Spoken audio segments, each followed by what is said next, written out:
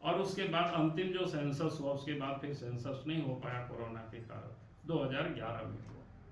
तो इन बीचों में 1951 से 2011 के बीच में जो आबादी, जो डेमोग्राफी जो बदला है, वो थोड़ा समझने जरूरी, गौर करने की, वो काबिल करने की जरूरत है कि उस समय आदिवासियों की आबादी कितना थे, 36% 1951 में। आज आदिवासियों की आबादी कितना है, 26%। उस समय हिंदुओं की आबादी थी 87.9%, 87.9%, और उसकी आज आबादी हो गया 81.7%। उस समय मुस्लिम आबादी थी 8.9%, यानी 9% के लगभग, आज है 14.5%। यानी ये जो आप डेमोग्राफी देखेंगे, तो मैं ये कहूंगा कि भाई मुस्लिम भाइयों से मैं कहता हूँ कि उनकी आबादी यहाँ ऐसा नहीं बढ़ा है, कॉमन ही बढ़ा है सबकी, लेकिन बांग्लादेश से पहले बंगाल, फिर मुर्शिदाबाद, फिर किशनगंज, कटिहार, इस प्रकार से घुसते घुसते पूरे भारतवर्ष में जगह जगह लोगों ने अपना ठोर ठिकाना बनाया। तो ये हमारे लिए बड़ा, देश के लिए चिंता का विषय है। लेकिन सरकार मानने को तैयार नहीं कि यहाँ घुसपैठ हुआ ही नहीं है। भाई आप मानेंगे नहीं तो फिर कैसे उसको आप ढूंढेंगे? आप जब एसआईआर हो रहा है तो आप देख रहे हो कि बांग्लादेश में बंगाल की बॉर्डर पर किस प्रकार से भगदड़ मचा हुआ है। तो ये जो डेमोग्राफी बदल रहा है, और उसमें सबसे अधिक आदिवासी जो हमारे समाज है वो प्रभावित हो रहे हैं। तो ये पूरी, ये जो डेमोग्राफी, इसकी एक प्रकार से बदलने में या घुसपैठियों को संरक्षण देने में वर्तमान जो हेमंत सोरेन की सरकार वो इसको कर रही है। अभी ये लोग किस प्रकार से दुष्प्रचार कर रहे हैं, जैसे एसआईआर हो रहा है, एसआईआर हो रहा है तो लोगों को लगता है कि एनआरसी होगी। हमने कहा भाई एनआरसी ये नहीं, एसआईआर है वोटर लिस्ट का पुनरीक्षण, यानी उसका क्या बोलते हैं, शुद्धिकरण है। भाई जो वोटर मर गए हैं उसका नाम हट जाएगा, जो यहाँ से कहीं पलायन कर गए उसका नाम हट जाएगा, जिसका शादी ब्याह हो गया दूसरा जगह वोटर लिस्ट में हो गया उनका नाम हट जाएगा, और जो यहाँ के नागरिक नहीं है उनका भी नाम हट जाएगा। लेकिन उसी को लेकर के आपने देखा कि है तौबा कर रखा हुआ, एसआईआर नहीं होना चाहिए, तो कुछ कुछ तरह तरह की बातें करते। तो ये सब जो देखेंगे जिस प्रकार से यहाँ तो झारखंड में मंत्री जिसको बोलते हैं ना कि असंवैधानिक बात करते हैं, बीएलओ को बांध देंगे, बाद में फिर उन्होंने सफाई देते। तो ये जो झारखंड में जिस प्रकार की कुछ समस्याएं थी, तो मुझे लगा कि आज चूंकि हम लोहरदगा जिला आए हैं तो आप सबको वर्तमान सरकार के बारे में थोड़ी आप सबको बताना जरूरी था, ताकि आपके माध्यम से भी हम जनता तक पहुंच सके। हम तो कोशिश कर ही रहे जनता के भी जाने का, हमारे कार्यकर्ता भी कोशिश करें, लेकिन इसमें से आप सबका भी सहयोग चाहिए। बहुत बहुत धन्यवाद। सर, जैसे हमारे बहुत सारी योजना में फंड नहीं होने के कारण वो नहीं हो पा रहा है, स्कॉलरशिप रोक दिया गया है राज्य सरकार के द्वारा, इस पर क्या कहेंगे? नहीं कहेंगे क्या, तो पता ही है, मैंने ट्वीट भी किया था। और एसटी, एससी, ओबीसी और गरीब तबके के जो बच्चे हैं उनको स्टाइपेंड नहीं मिल रहा है। इसका परिणाम ये हुआ है कि एक बच्चे, आप सब लोग देखते होंगे, होटल में कोई प्लेट धो रहा है अपना स्कूल की फीस जमा करने के लिए, कहीं कोई मजदूरी कर रहा है, और एक साल नहीं लगभग 2 वर्षों से यही स्थिति है झारखंड में चल रही है। सरकार को उसकी कोई चिंता नहीं। जब भी सरकार से लोग बात करें तो केंद्र की ओर धकेल देते हैं। भाई आपकी सरकार है, आपको काम करना है, लेकिन यहाँ उनको कोई चिंता नहीं किसी की। सर, पेशा कानून लागू करने के लिए सरकार कटिबद्ध नजर आ रही है, इस पर आपका क्या कहना है? कटिबद्ध तो नहीं है सरकार, कटिबद्ध होती तो कब के लागू हो जाता।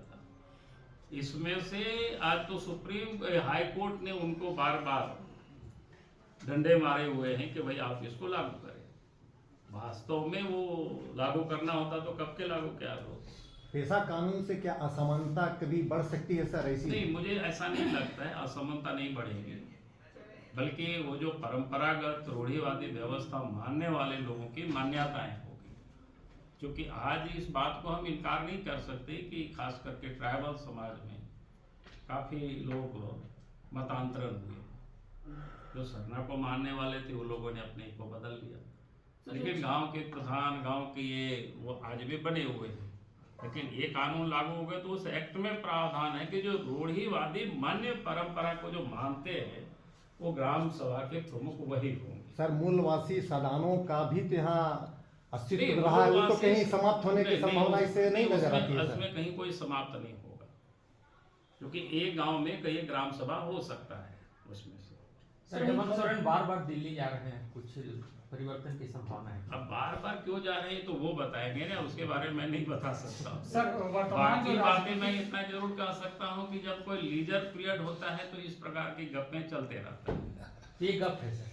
जैसा कि हाईकोर्ट ने यह फैसला दिया है कि धर्म परिवर्तन करने के बाद उसका जो आरक्षण है उसे समाप्त कर दिया जाए, इस पर आप क्या कहना चाहेंगे सर? देखिए, मैं इस बात को कह रहा हूँ कि भाई कोई भी व्यक्ति, जैसे हम आज संथाल, ठीक है, ट्राइबल समूह में 700 जातियां हैं, 700 से भी अधिक जातियां। हम अगर जब धर्म परिवर्तन कर देंगे तो फिर हम संथाल कैसे कहलाएंगे?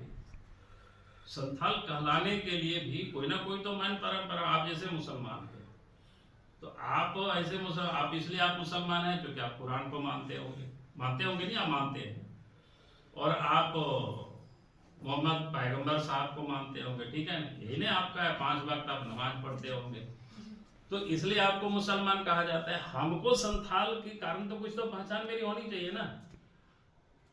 अगर हम चले जाए, मान लीजिए थोड़ा देर के लिए मस्जिद में जाकर हम नमाज पढ़े, कलमा पढ़े, या पैगंबर साहब को माने, हमारे जो माराम गुरु है, जाहिर है, इसको हम मानना ही छोड़ दे तो हम संथाल नहीं कहलाएंगे।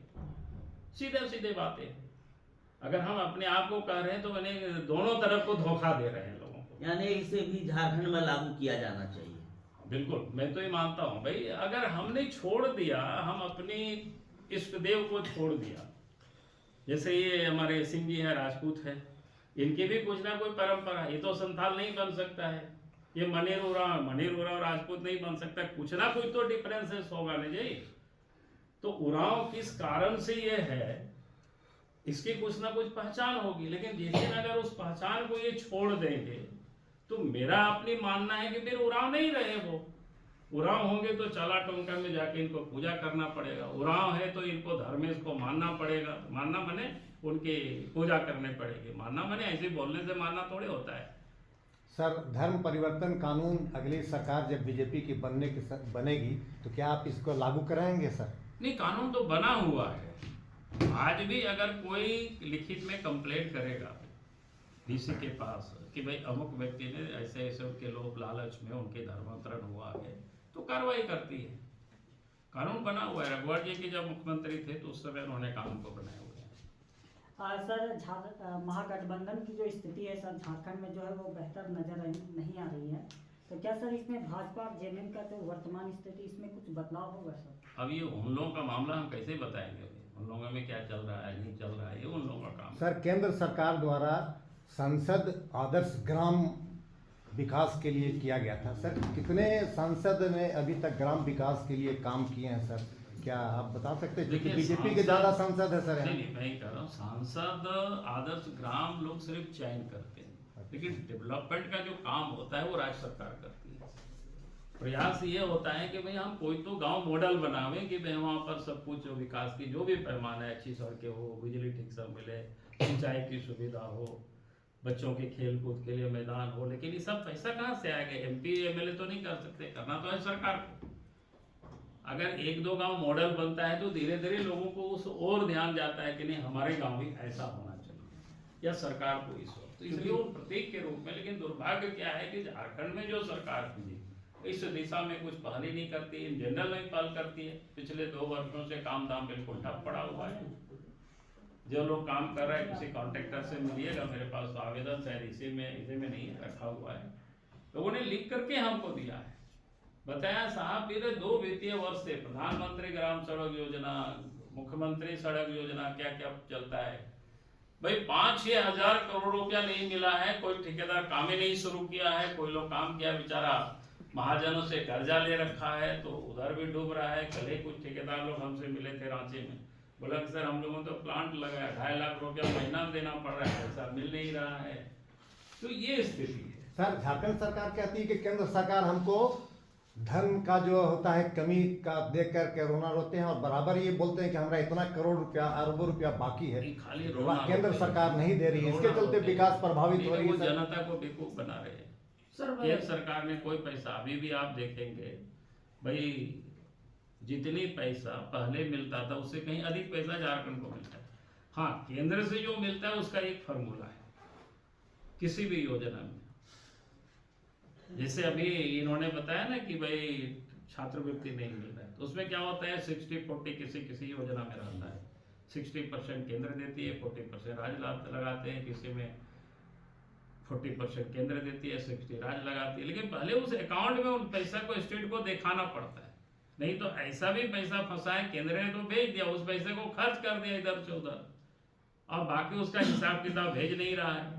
नतीजा क्या है कि पैसा नहीं दे रहे। और झारखंड के साथ ही नहीं, संपूर्ण देश में आज से नहीं, पहले से ही ये परंपरा चली आ रही है, ये व्यवस्था है। हम भी मुख्यमंत्री रहे ना, इसलिए हमको पता है।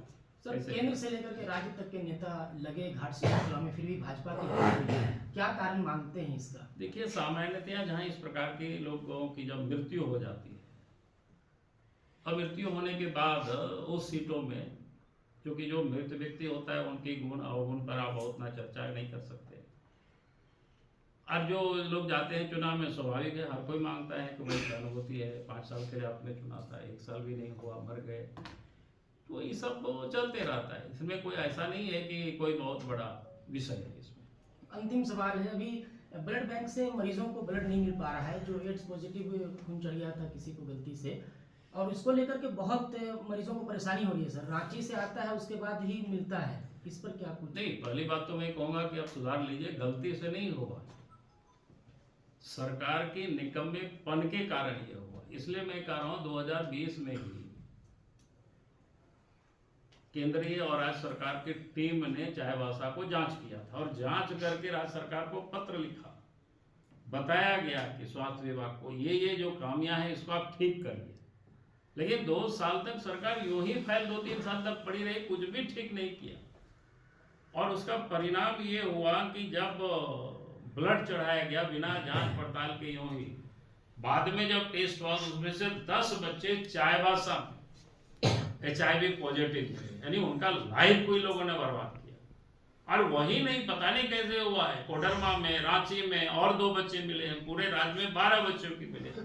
अगर इस पीरियड में कई जगहों पर जांच किया जाए, वो 2-3 साल के अंदर चाईबासा में कितने लोगों को ब्लड चढ़ाया गया है, तो पता नहीं और भी लोग मिलेंगे। कल हम कहाँ का रांची गए, कहाँ कहाँ पढ़ रहे थे, अखबारों में आया था, तो काफी लोगों को HIV पॉजिटिव मिले हैं कहाँ कहाँ। तो इसलिए ये जो आप कह रहे हैं गलती नहीं हुआ है। अगर कोई केंद्र एजेंसी अगर जांच करके आपको कह रहा है कि भाई यहाँ ये गड़बड़ी, इसको आप ठीक करिए, आपने ठीक नहीं किया, तो आपने एक प्रकार से क्राइम किया है। इसलिए हमने तो उस समय भी कहा था कि भाई ऐसे मंत्री को तो हटा देना चाहिए। खाली पदाधिकारी या सिविल सर्जन को सस्पेंड करने से इसका काम नहीं चल सकता है।